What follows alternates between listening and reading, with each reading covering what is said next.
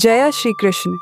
दोस्तों, कृष्ण भगवान की कहानियां जितनी अद्भुत हैं उतनी ही रहस्यमयी भी।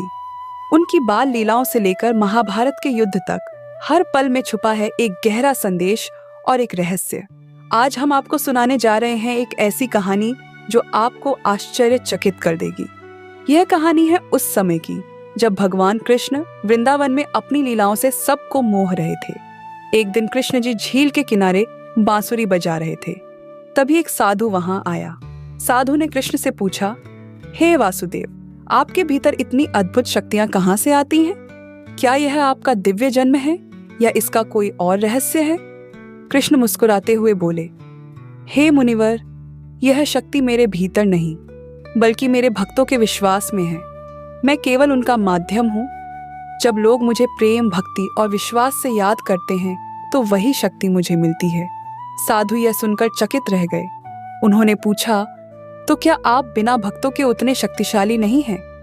कृष्ण ने मुस्कुराते हुए उत्तर दिया, सत्य और शक्ति का मूल प्रेम और भक्ति में है। जब तक ये संसार मुझे अपने दिल में रखेगा तब तक मैं उनका सहारा बनूंगा। लेकिन यदि कोई मुझे भूल जाए तो मैं भी केवल एक कहानी बनकर रह जाऊंगा। साधु ने और जिज्ञासु होकर पूछा, तो क्या यह संसार आपकी शक्ति को नियंत्रित करता है? कृष्ण ने गंभीरता से कहा, नहीं साधु, मैं इस संसार के लिए हूं, पर यह संसार मेरे लिए है। शक्ति का रहस्य यह है कि वह प्रेम और सेवा में निहित है। यही कारण है कि जब मैं गोकुल में माखन चुराता हूं तो वह लीला बन जाती है। जब मैं युद्ध में शस्त्र उठाने से मना करता हूं तो वह धर्म का संदेश बन जाता है। साधु ने यह बात समझ ली।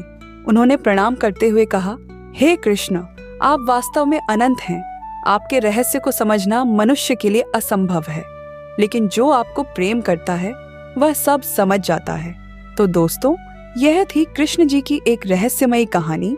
यह कहानी हमें सिखाती है कि सच्ची शक्ति प्रेम, भक्ति और विश्वास में है।